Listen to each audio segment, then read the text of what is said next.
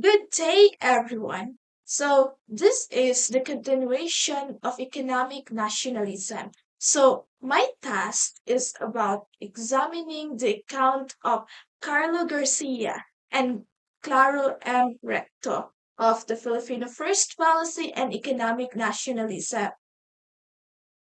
So the account of President Carlos Garcia is too long, so I prepared here the summary of the Filipino First Policy. So the first policy is that they aim to prioritize Filipino businesses because, as you observe now in our country, it's always the Chinese is the dominant of in terms of business. So look at the Jollibee, the Mang Inasal, the all of the fancy restaurants here in the Philippines. So it's always the Chinese.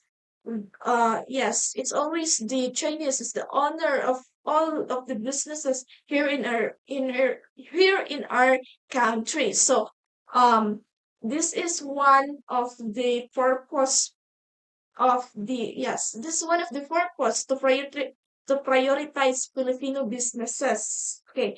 The second is so the policy sought to promote local economic development and reduce dependency on foreign investment and goods. So okay, this part is yes, it promotes local economic development because as we depends on the foreign, yes, as we depends on the foreign investments. So we can move by our own. We can move freely by our own. So think about the local, yes, the local businesses in our country. So they are just a small business. So we need to empower it. Yeah, that's the reason. I mean, that's the one of the purpose of the policy given by our president. Okay, so next is it emphasized supporting Filipino entrepreneurs, encouraging local production, and fostering national economic self-reliance. So the intent was to strengthen the Filipino economy by protecting and nurturing domestic industries. So of course this is kanang even if today this is kanang popular siya because kanang Filipino tend to find more money pa jud. But yes, it emphasized supporting Filipino entrepreneurs kasi nowadays we are prone to Chanel, we are prone to Louis Vuitton, but even not supporting the Filipino, the local entrepreneurs here in the Philippines. So with that we can kuan man gud, with that we can kanang bitaw we can stand by our own because kanang accordingly tinatangkilik natin yung sariling atin. Yes.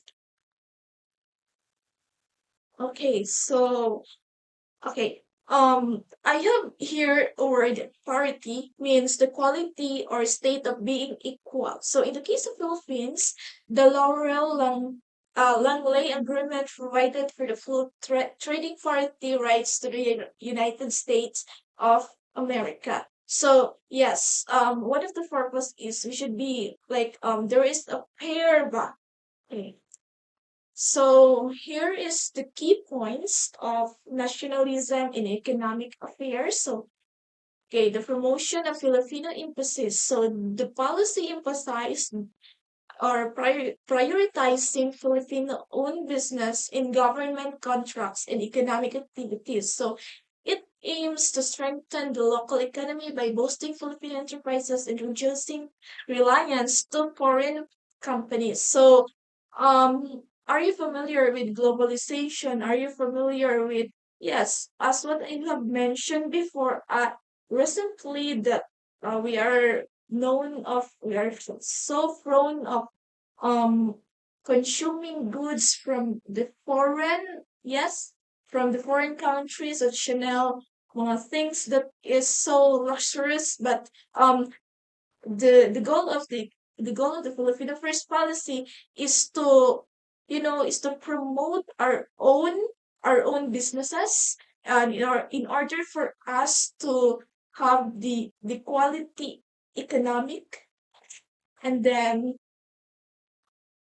so first is next is the economic nationalism. Okay, it ensures that the benefits of economic activities remains within the country. So, okay, Philippines are known of rich.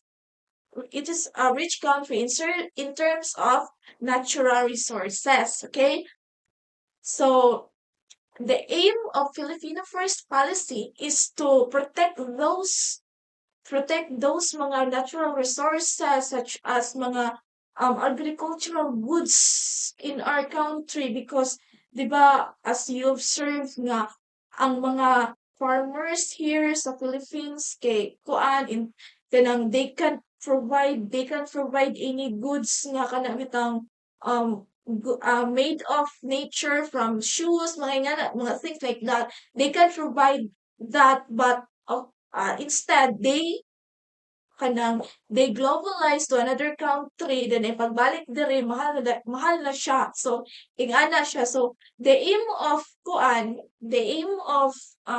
Garcia is that we should protect our yes, we should protect our natural resources here kasi we are rich. So that's why we should kanang appreciate our own nga one richness. Yes. So, okay. So the next is imports substitution. So, okay, through this it reduces imports. Okay, the policy encourage the production of goods domestically rather than relying on imported products. So here the aim of this one it's aim to bitang make the Filipino more productive pagyod, not just in magsaligra sa imported products from another country, but we should strive hard in our own. So, okay, so this was intended to protect and develop local industries. So next is the local support. So another is the support for local industries. Okay, so through this, we can support with our local businesses, with our small businesses sectors sa say for example, mga farmers sa atong lugar, or mga vendors sa atong lugar. Okay. So next is the government contracts and procurement. So the preference for local suppliers in government procurement and contracts, there was a strong emphasis on favoring Filipino suppliers and contractors over foreign ones. This aims to create more opportunity for local businesses. So we highlighted here the local businesses because they are important in in our society. So that's why empower we should empower them. So the next is economic self-reliance. So encouraging self-sufficiency. This policy promoted the idea of economic self-reliance, aiming to reduce the country's dependency on foreign resources and investments. So, okay, so this is one of the reasons. This is one of the contents of Filipino First policy, that we have lots of resources here in our Philippines. So why not striving hard to produce our own food? So as what I have observed in our generations now in terms of rice, so I've seen imported rice from Vietnam, from any other countries. So it's a violations of Filipino First policy, no? Okay. So next is again boosting local investments. So through Through this, we can boost local investment, okay? And then, okay, so legacy and impact. Next is the legacy and impact. So long-term influence. So currently, the Filipino First policy had a significant impact on Philippine economic policy, contributing to the development of more nationalist economic approach in the country. So accordingly, that if we accomplish this policy, so it leads to the long-term influence to the development of the our economic. So now let's proceed to the economic nationalism by Recto. Okay, so I also provided the summary of the economic nationalism because it's too long. So economic nationalism advocates for the prioritization of natural interests in economic policies. So Recto argued for minimizing foreign control and influence over the country's response and industries to ensure that economic benefits remain within the nation. So in this case, Recto advocated the same as Garcia that in the last statement that to ensure that economic benefits remain within the nation, it aims to stop foreign yes, it aims to stop foreign control and influences so that we should we should canang benefits by our own resources within our nation only, not to export goods to other countries. Okay. So he believed that the economic independence was crucial for the political sovereignty and national self-determination. So, okay, that this case it focuses on the economic independence in which he believed that it is crucial for the political sovereignty for self-determination. Okay, so his idea emphasized the needs of policies that would support for local businesses and it protects domestic industries and reduce foreign economic dominance. So, of course, with this policy or with this law, we can reduce foreign economic dominance so to avoid colonization again. So the key points of economic nationalism is first is the economic independence. So the same as Garcia, we have self-reliance. So Recto emphasized the need for the Philippines to achieve economic self-reliance and reduce dependency on foreign powers. Yes, Recto establishes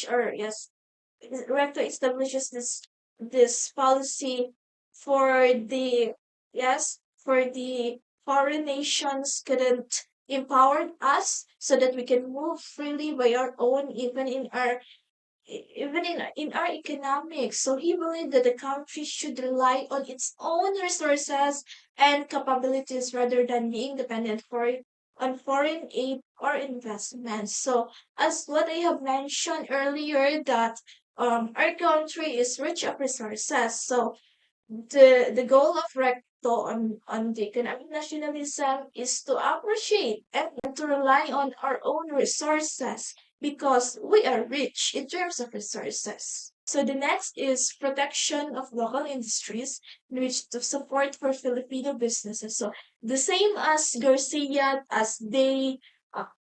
as they advocate for the support of Filipino businesses or local businesses in our country. Next, the next is national control over resources. So Rector argued that the Philippine natural resources should be controlled and utilized primarily for the benefit of Filipinos. So as what I have mentioned earlier, that our natural resources yes, has exported to other countries as they exploit our natural resources and then they make it a product and then once a product kanang it is so expensive na dayon for the Filipinos to buy. So the aim of Recto is that whatever our whatever our resources here in the Philippines, we should have we are the primary or we are the yes, we are the primary who benefit it. Okay. So during the time of Recto, he provided an incentive as a support for the Filipino entrepreneurs. So the next is the critique for colonial economic policies. So, the aim, one of the reason is the opposition to colonial influence because if we let if we let some other countries to get some resources, get some materials here in our country, so it will lead to another colonization again. So I hope it would never happen again.